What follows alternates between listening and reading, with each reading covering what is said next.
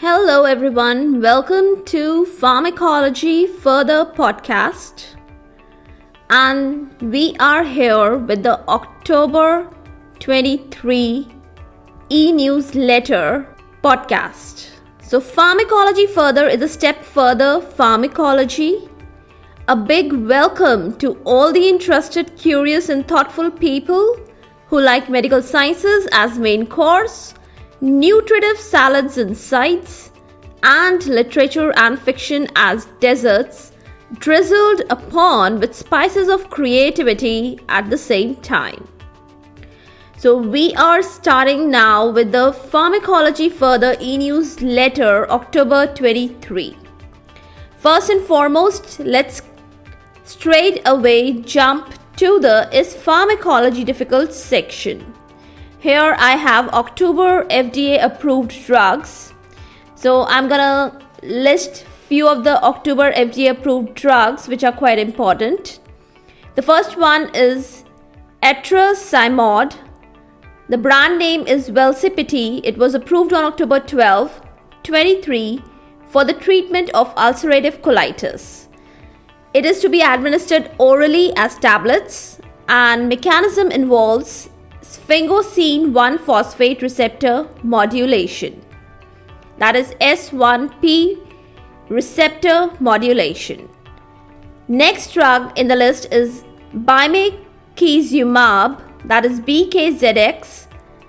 The brand name is Bimzelx. It was approved on October 17, 23 for the treatment of plaque psoriasis, and it has to be administered as injection. Next drug in the list is tenapanor. The brand name is Xphozah. It was approved on October 17, 23 for the treatment of hyperphosphatemia of renal failure. I'm sure you might have heard of this situation. Now, this drug has to be administered as tablets, that is orally, and the mechanism involves the inhibition of sodium hydrogen exchanger 3, that is capital NHE3. The next important drug in the list is zilucoplan, and the brand name is Zilbrysq. It was approved on October 17, 23 for the treatment of generalized myasthenia gravis patients who are anti-acetylcholine receptor antibody positive. So there's a condition here. The drug has to be administered as injection, and it is a peptide inhibitor of complement component 5, that is capital C5 inhibitor. The next important drug in the list is mirikizumab, that is MRKZ, and the brand name is Omvo. It was approved on October 26, 23 for the treatment of ulcerative colitis. The drug has to be administered as injection, and it is an interleukin 23 antagonist. The next important drug in the list is vamorolone, and the brand name is Agamree. It was approved on October 26, 23 for the treatment of Duchenne muscular dystrophy. In the age group 2-year-old and above, the drug has to be administered orally as oral suspension, and chemically the drug is corticosteroid. And the last drug in the list is toripalimab. It was approved on October 27, 23 for the treatment of nasopharyngeal carcinoma, which is abbreviated as capital NPC. The drug is to be administered as injection, and the mechanism involves programmed death receptor 1, that is capital PD1 blocking antibody.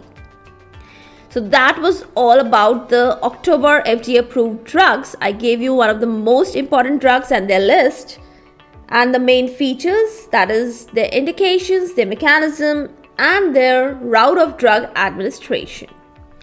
The next section in Is Pharmacology Difficult, we have latest medical updates. It involves quite latest research and their outcomes. So let's get to know the most important ones.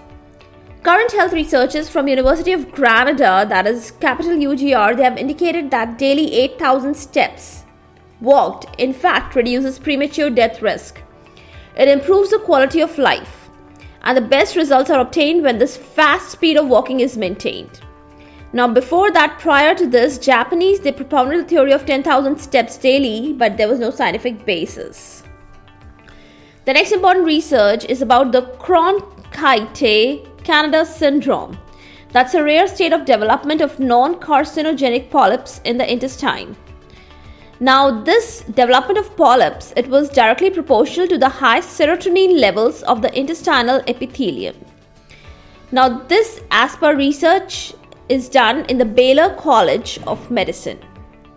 The next important one I want to talk about, that it is not only sugar, it is salt too. Yes, the current researchers, they suggest from the Tulane University that people suffering from type 2 diabetes, they need to skip and avoid salt too. That is, they have to avoid sugar, but they have to avoid salt too. There's some relation of the salt with type 2 diabetes, I think so. Next current research, it confirms the effectiveness of capital JAK inhibitors. And what are these inhibitors? Tofacitinib, baricitinib, upadacitinib. And this is all, they are very useful in the treatment of rheumatoid arthritis, especially when the old medicines of the arthritis, they show significant results. Next, we have from the nature. Wasabi is a plant found in Japan and Far East Russia. It is used both as food ingredient and a condiment. Now, already it was famous for its anti-inflammatory benefits. They were proven. While now, its ability of cognitive improvement is also exhibited. It basically shows a kind of a calming effect, and it is useful both for long and short-term memory benefits. Now, lastly, we have a current article in the field of regenerative medicine. It suggests that experiments done in the mice have shown that melanin nanoparticles, they can actually aid in wound recovery. The proof was established by experimenting on biomimetic models and also on human skin explants. Now, the resource is internet for all these researchers. So nothing to state, definitely you will be able to find more details there. What I have covered is an overview of the most important research that I have thought, in my opinion, that should be shared. Again, I'm telling you, the resource for all these researchers is internet and the most trustable web pages and websites that I have referred to. Now the next section in Is Pharmacology Difficult is from my own classroom. Yes, this is my own classroom stuff. Here I will be sharing some insights of pharmacology learnings from the classes that I have taken this month and also that I have read about the subject. So, what I'm going to talk about is, well, I'm the teacher, but of course, teaching is learning. So, let me give you a brief of some of the drugs and drug groups that I have actually memorized, and what are the most important features that I wanted to state here are about tetracyclines. They are broad spectrum. The resistance mechanism develops to these drugs by efflux pumps. That is the most important one. There are few more resistant mechanisms.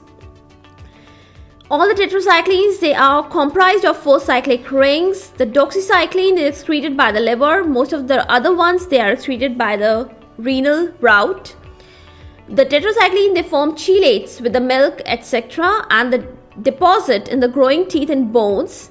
And Fanconi syndrome with the outdated tetracycline drugs is also seen. Then we come to the next important drug group, chloramphenicol. It's also very toxic. It's a broad spectrum drug, but it has a limited use because of its very high problem and adverse effect of bone marrow aplasia. Then this is the limiting toxicity, and this is the limiting feature of the use of the drug.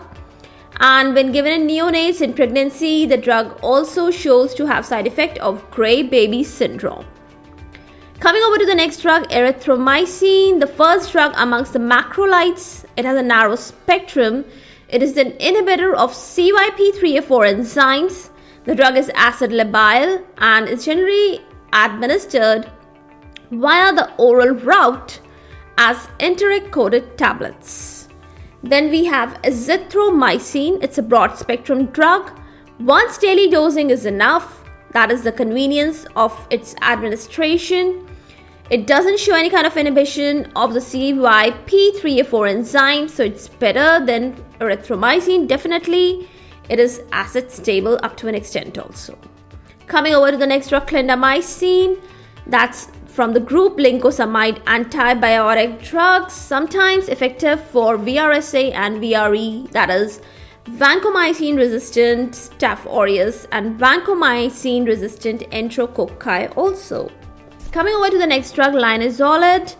It shows good activity against anaerobes, and especially it shows good activity against Bacteroides fragilis. Next drug group is sparomycin. It is very specifically used and useful, very effective for toxoplasmosis, which is caused by Toxoplasma gondii. Then we have polypeptide group of antibiotics, which have very high systemic toxicity, so they are mainly used topically. Now this is from my classroom and I'm not going into a lot of details. Coming over after ispharmacologydifficult, we have Radgin Wiz.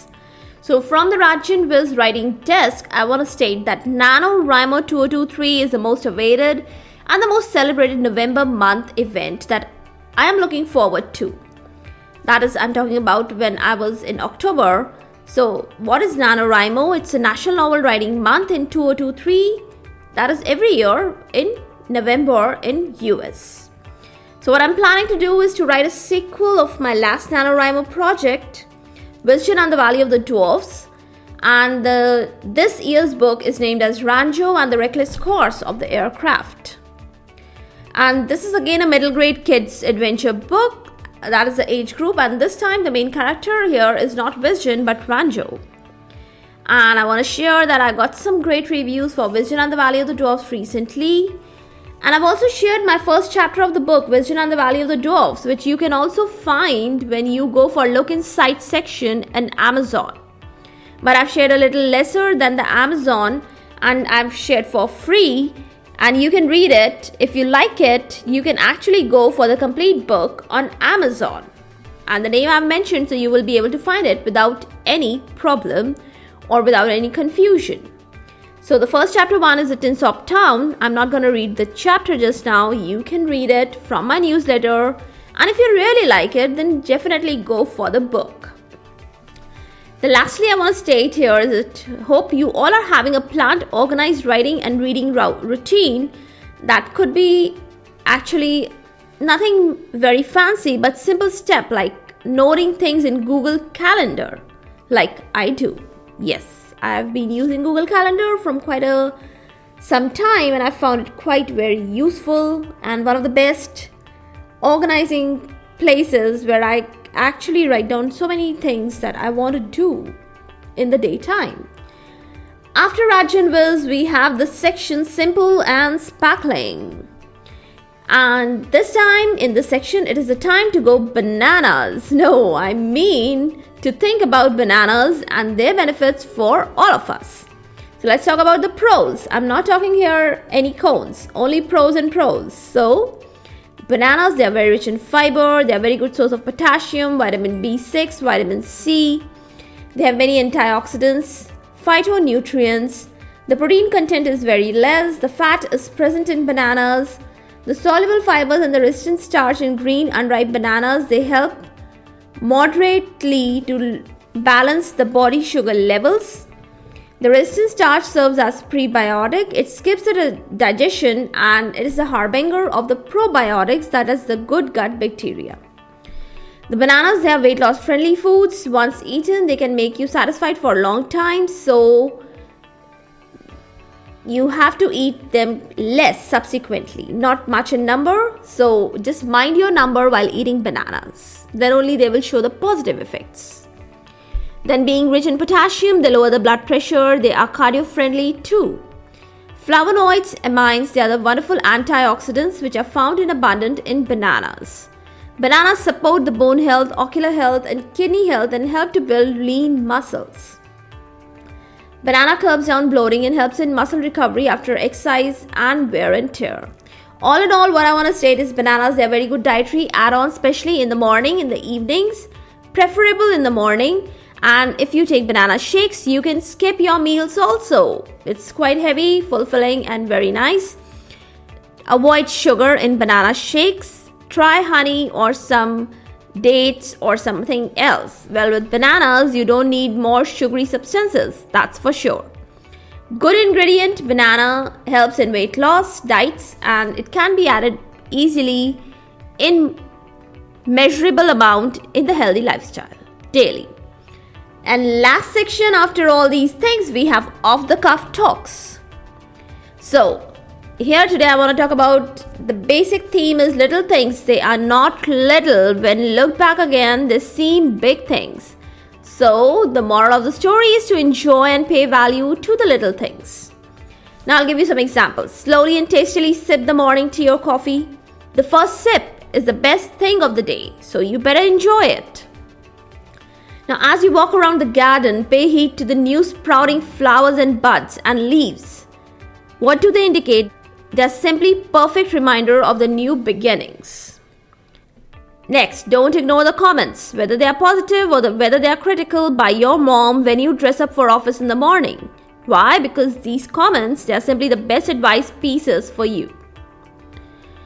Next, don't ignore the good mornings and greetings in the mornings by your friends and colleagues. They are meant to be responded with the early morning zest and purity. You see, I talked about purity because in the morning there is maximum purity in your mind and others' minds, in your heart and others' hearts, because it's a new beginning of the day. While the day passes by, it becomes evening, our heart and mind becomes impure. I'm sure you might have experienced this. Next, do not ignore the knowledge of anyone's birthday. Now, there's someone's birthday around and the person is in reach. Then you make an effort to wish that person. Yeah, surely. Because why? You may be the only one or you may be the first person to wish him happy birthday. That's sad, but that's the truth. So whenever you have the knowledge of anyone's birthday, do go and wish him or her. Next important point here in Off the Cuff Talks, I want to say that money is not important. It's the inner peace which actually ranks higher than the achievement. Yes, I'm talking about the achievement also here. So I've just said that you can just try sacrificing something worthwhile for inner peace. You gotta not invite any achievement for the cost of your inner peace. And you will find it's worth it and you will stay happy. Lastly, I just want to say that we all are striving hard and making efforts to be happy, healthy and peaceful.